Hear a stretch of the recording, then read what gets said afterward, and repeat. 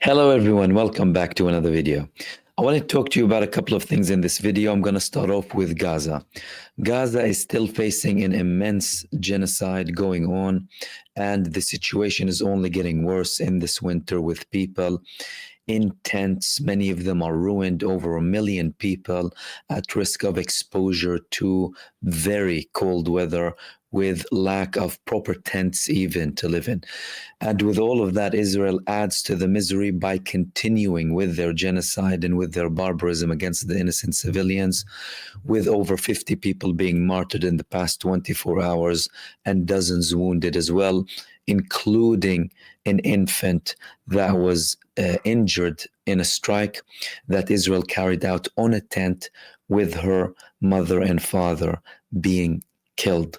This situation is the biggest and most urgent situation that the world is facing at the moment that needs to be resolved as soon as possible, despite very important and significant developments in West Asia and around the world. The suffering of the people in Gaza must end with immediate effect, and not enough pressure is being taken to stop it.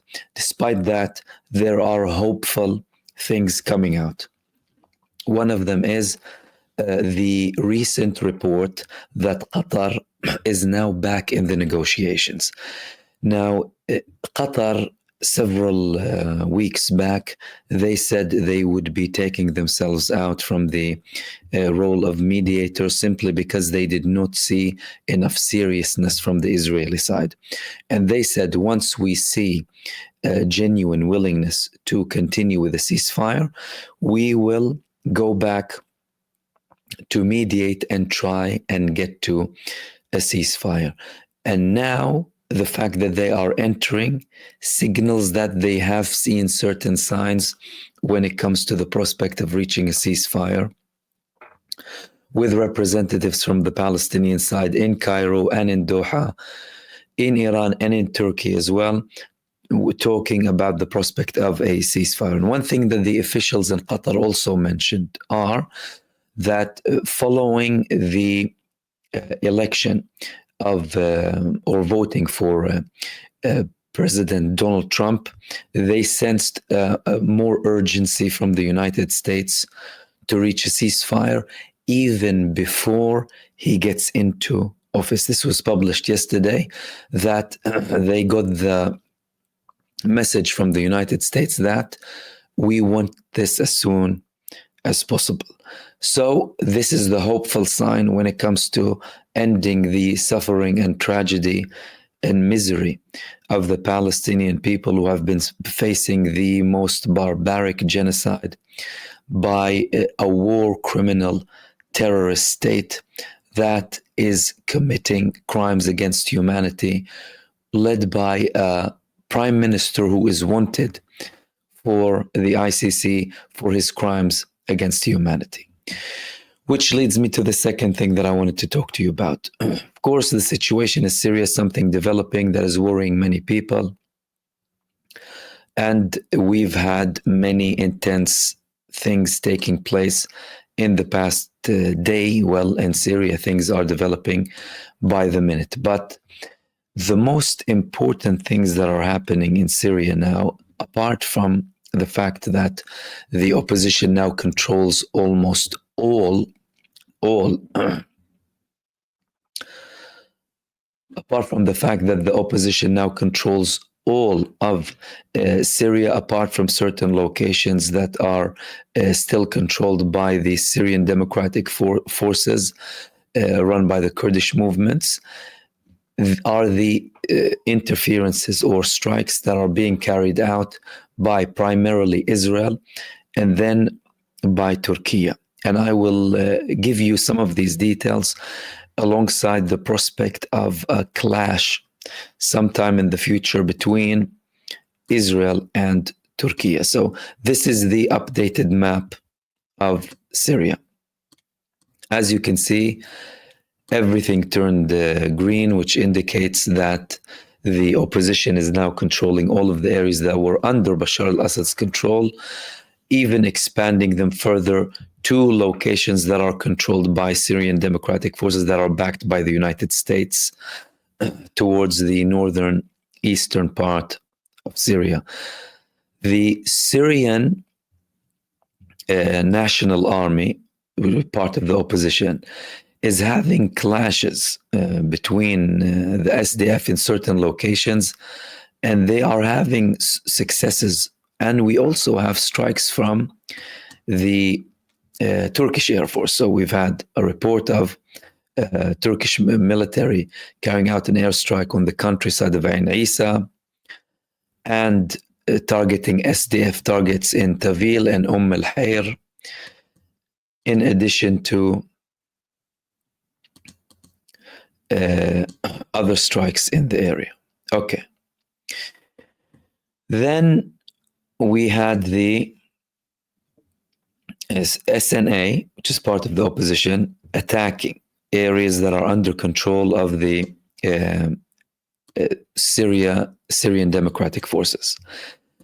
This is confirming that Turkey is taking a more proactive role now towards the eastern part of Syria. Previously, they were only focusing, they were backing the move by HTS to carry out this unprecedented campaign with very little bloodshed, to be fair, to control Syria and liberate Syria, with Bashar al-Assad fleeing, all of his forces fleeing. Now we have confirmations that he is in Russia, actually, including the areas of Latakia. Latakia was the last hub that they controlled, and then again, it was very easy for them to control with hardly any resistance from the Syrian government forces or the previous Bashar forces. Which leads us to Israel. We spoke about the Kurdish movements, and then we are going to talk about Israel here. Israel just took control of the Mount Hermon part that was used as a buffer zone. It is technically Syrian, but UN forces were deployed in this area. Israel's excuse was that because the Syrian army retreated, they didn't want any hostile forces to take control in that area. And they said, we won't allow any hostile side to establish themselves on our borders. However, it wasn't only that. Israel carried out over 50 strikes in Syria. In Al-Suwaida, the headquarters of the 9th Division, they targeted Inkhil Airport. They targeted an abandoned battalion area. But some of the most, and all of these are Israeli attacks, by the way, but the most significant attacks were one research location and significant air base when it comes to Syria. Now, Israel is carrying out all of these strikes in fear of some of these sites falling under the Syrian rebels, or a new Syrian kind of government now, or Syrian opposition in power. They, especially when it comes to the chemical weapons and when it comes to some of the air defenses. There were other reports that they notified Russia about some of these attacks, but not Turkey, because of the tensions, or at least public tensions, between them and Turkey following the genocide in Gaza. Now, simultaneously with these attacks, we're having a call coming from the Israelis for the minorities in Syria. Israel likes to use the minorities cards when it comes to Syria and other countries to divide and rule. And they've had a history of dealing with some of the Kurdish movements, and they are now calling on the Kurdish movements, primarily Syrian democratic forces that are backed officially by the United States, with US presence in this area. As a matter of fact, the United States today, they threatened the HTS and SNA from attacking any part of Syrian Democratic Forces controlled territories inside of Syria, anything even towards the west of the Euphrates, so even these areas too, right? Because they're established primarily towards the east of the Euphrates River. Now, Israel is trying to establish a connection with them. And they are also trying to establish a connection between some of the ethnic minorities in South Syria. However, this has already been countered by HTS with their continued reassurances in Syria and with many ethnic minorities declaring and confirming that they are safe in Syria. No harm has been done to them. But the plan generally, and that would be a success when it comes to Israel and the countries that support Israel really, is for Syria to have a bloodbath. That's something we haven't seen. In the past 11 days, we have seen a military campaign from the Syrian opposition, a retreat from the Assad forces, and that's it, a transition of power. They are now present in Damascus. Ahmad al-Shara al-Jolani, leading the HTS, had a speech in Damascus, and he also spoke with the serving Syrian prime minister. The Syrian prime minister said, we received communication and assurances from HTS, and during his speech in Damascus, al-Jolani said, we warn people and we tell our fighters, basically, do not touch anything that belongs to the institutions of the state, because they belong to the people, and we want to protect all of the belongings of the people.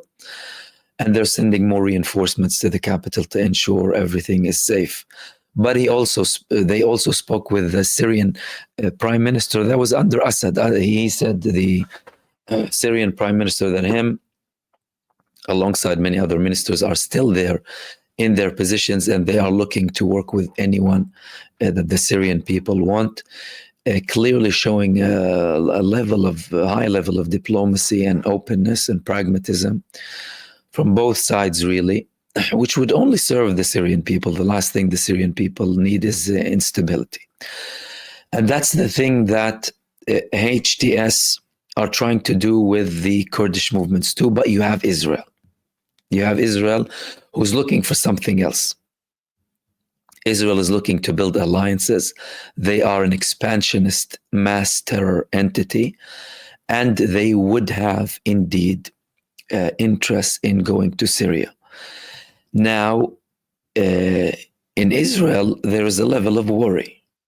Firstly, there is publicly a sense of relief, publicly, that, Assad is fallen. Assad was a link between Lebanon and Iran, although there were also contradictory statements coming from Israel about Assad himself, saying that no, he actually was someone who is stable, even though we don't like him, because the Golan borders were protected from the 70s up until now. Now Israel is taking action in the Golan Heights and having more reinforcement. Why is that? It's because they're worried from what's happening. As a matter of fact, they are also calling the HTS leader a wolf in sheep's clothing. A wolf in sheep's clothing, the crazy leader who took over Syria. This was a main headline in the Israeli newspaper Ma'arif. And they're also saying that he has a historical feud with Israel because the nickname, or his kunya al-Julani, refers to the Golan Heights, where his parents were expelled from in 1967 when Israel occupied the Golan Heights. And in secret meetings, he said previously that they want to liberate the Golan Heights, but he hasn't made it public, not to have any kind of open confrontation with Israel now. And they are worried about this. They're saying, we have the threat of Iran going, but now we have like another Islamic threat going on when it comes to Syria. So they're worried, but they are carrying out these airstrikes in Syria simultaneously with Turkey. What does that say? Well, that says that Turkey and Israel are the main players in Syria that are looking to have their interests. So you have Israeli airstrikes, although Israel, with their control on the Mount Hermon, that was controlled by the United Nations but belonging to the Syrian side, they said that this move is temporary up until there is a stable government. And they're trying to send reassurances. But, Israel, you're not going to believe them. The biggest player, apart from, of course, the Syrian people and the Syrian armed groups that carried out this operation, is Turkey. Now, this could indicate that we are witnessing the beginning or early days of a potential confrontation coming between Turkey and Israel. You're talking about regime change. You're talking about two countries that have hostilities between them. And now, technically, with allied people in power in Syria, you're talking about borders too. So if these groups in Syria, the rebel groups, the opposition who are now in control, they were, of course, backed by Turkey, and there is Turkish presence in Syria. That means you're talking about potentially Turkish presence in other parts too, alongside Israel occupying Mount Hermon. Now, this could lead to things escalating further. But the first phases, because we're going to see multiple phases now in Syria, the first phase is to stabilize everything to do with national institutions, make sure everything's functioning properly. We're already seeing elements of that in the northern parts or the previous parts that were under the Assad government that the opposition took control of.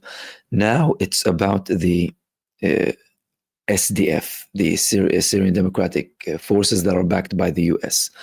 Turkey is trying to send a sign by these attacks, alongside attacks coming from the Syrian National Army that belongs to the opposition against SDF positions, alongside talks of diplomacy. Let's reach a resolution. There were previous positive statements coming from Kurdish elements that is so long, because they were celebrating the fall of Bashar al-Assad after all of these years of authoritarianism, and thousands of people are being freed from prisons now. Some of them thought that it was Saddam liberating them. It's been that long, and they've been completely banned from seeing anyone for a very long time.